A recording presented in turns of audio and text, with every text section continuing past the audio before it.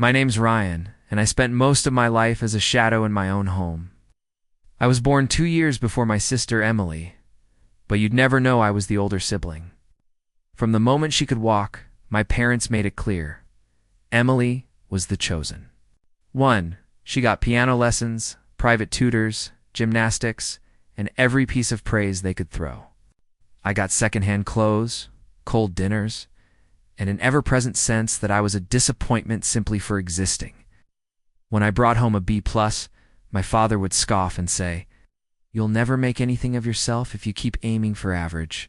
When Emily got the same grade, it was, "That's okay, sweetie." It wasn't just about school. At family gatherings, they paraded Emily around like a prize. I'd be in the background clearing dishes or watching quietly. People would ask, "Where's your son?" And my mother would laugh, "Oh, he's somewhere doing his thing." I was always somewhere, never someone. Asterisk, if I survived those years, it was because of Nana Joyce, my dad's mother. She didn't care that Emily won ribbons or that I didn't like sports. She loved me for who I was: quiet, curious, kind. She taught me how to cook when I was 9. Let me cry when I didn't understand why my parents were so cold. "I see you," she used to say. "Even if they don't, one day you'll bloom in a world they never prepared for." She died of cancer when I was 15. My parents barely flinched, too busy with Emily's prep school applications. I never even saw them cry, but I grieved hard. Something about her death left a hole in me I didn't know how to fill. After the funeral, my mom casually said, "Nana left us some money, but it's for Emily's college fund." I didn't question it. I should have. Fast forward nearly a decade. I'm 24 now, living on my own in a small one-bedroom apartment. I work in IT support, nothing glamorous, but it pays. No loans. No help. Every cent of my life was earned with grit, not privilege. Then, out of the blue, I got a call from a man named Richard Benson, an attorney handling some delayed trust matters from Nana Joyce's estate. "Have you been receiving your quarterly payments from the trust she set up for you?" he asked. "I think you have the wrong person," I said, but he didn't. Within an hour, he sent me the original trust documents. Nana had left me $250,000 in a trust fund to be paid in monthly installments starting on my 18th birthday. My parents had been named temporary custodians until I turned 21. I had seen none of it. Richard looked further. Not only had they emptied the trust, they forged signatures, rerouted payments, deposited the money into their personal account.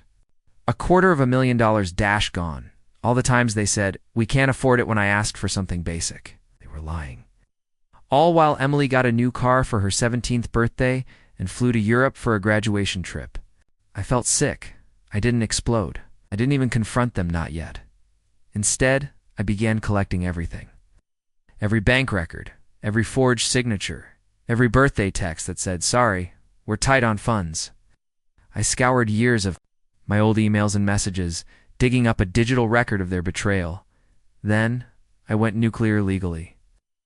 I hired a legal firm that specialized in financial fraud and family estate cases. I didn't just want the money back. I wanted to make a statement, my lawyer said. We had a strong case for breach of fiduciary duty, theft, fraud, emotional neglect tied to financial abuse, but I knew the courtroom alone wouldn't fix it. My parents had built a fake image of perfection smiling. Family portraits, church bake sales, holiday newsletters. I was about to torch all of it. It started small. I posted a vague tweet, "Funny how your parents can afford. $12K for your sister's car, but not enough for your textbooks."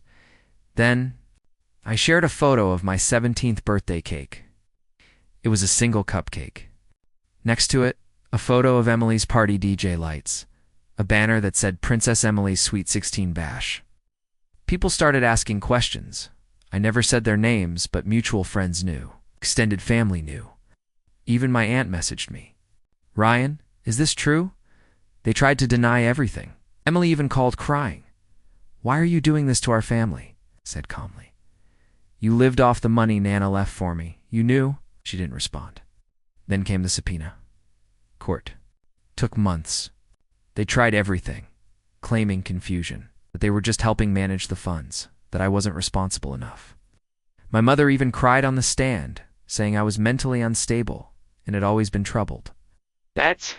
When I submitted the video, Nana had recorded a message for me a week before she died. She was pale, weak, but her voice was firm. Ryan, if you're seeing this, they failed you. This money is yours, not theirs. Use it to build the life you deserve. They never saw you, but I did. The courtroom went silent. The judge didn't even hesitate. He awarded me every last cent of the $250,000, plus interest and punitive damages for breach of trust. In total, they owed me $327,000. But I wasn't done. After the verdict, I filed a restraining order. Emotional neglect isn't always visible, but I had years of texts, messages, and testimony that proved the damage. The judge granted it. I blocked every number, moved cities, changed my name on social media. Then I told my story publicly. To shame them, but to help others like me. The story went viral. Reddit, TikTok, podcasts, you name it. I became a symbol for every overlooked, neglected kid who was made to feel invisible. Their community turned on them. The church revoked their community leader status. Emily lost her internship due to questions around her ethics. For the first time, they were the outcasts. Mott. I bought a modest home in the countryside, framed Nana's video, and hung it in my living room. Some days, I still struggle. I miss what could have been. I didn't want war. I wanted love. I wasn't going to let them steal both my heart and my future. I finally found peace not because they changed, but because I did.